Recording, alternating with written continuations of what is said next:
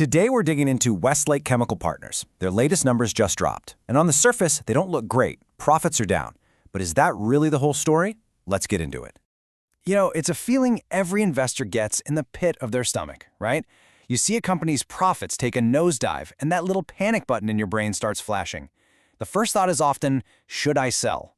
But is hitting the panic button always the best play? So that's exactly what we're going to explore, using Westlake Chemical Partners, or WLKP for short, as our case study. Their latest earnings report is a perfect example of why you can't just look at a headline number. The story behind that number is where the real insight is. Okay, so first things first. Let's look at the problem, the numbers that got everyone talking. What exactly did the data show that raised a few eyebrows? All right, here it is in black and white. Net income, well, it dropped from $62.4 million down to $48.7 million. That's a dip of more than $13 million bucks. I mean, yeah, that's the kind of number that definitely makes you sit up and pay attention. But it's not just about net income. For a company like this, we've got to look at something called the distribution coverage ratio. It sounds complicated, but it's really not. Think of it like a safety net. If the number's above 1, great. The company is making more cash than it's paying out to investors. But if it's below 1, well, that's a red flag. And for the full year, WLKP's ratio came in at 0.80. So yeah, that's below 1. It means they weren't bringing in enough cash to cover what they promised to investors. So you look at these two numbers together, and yeah, it looks pretty concerning.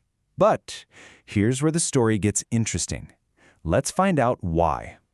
This is where we peel back the onion. We've seen the what, now we need the why. Because honestly, numbers without context are just, well, they're just noise, right? So, what was it? Was this a sign that the business model is broken? A real fundamental weakness?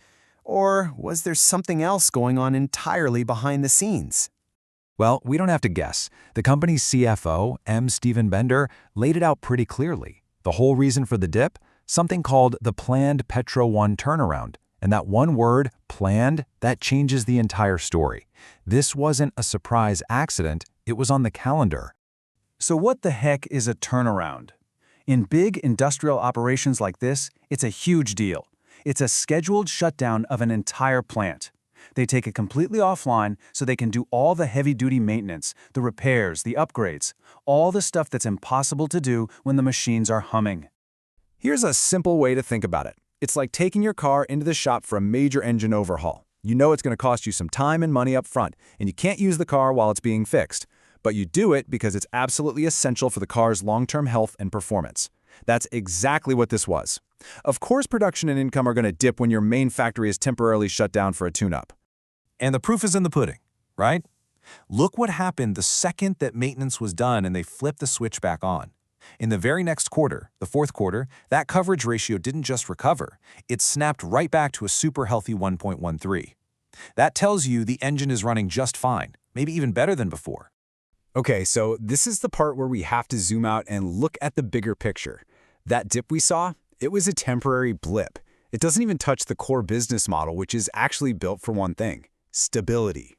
Here's how their stability engine works. They have this rock-solid, long-term contract to sell 95% of everything they make to their parent company, Westlake, and they sell it at a fixed margin, 10 cents per pound. What that does is it creates this amazing shield against the wild swings of the market.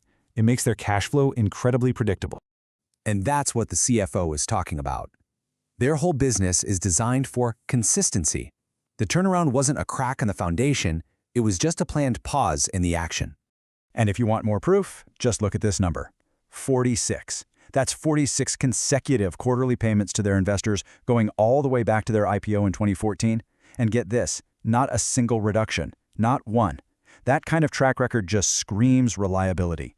All right, so the major maintenance is in the rearview mirror and we know the underlying business model is solid as a rock. So the big question now is, what's next? Well, for starters, management is signaling clear skies ahead.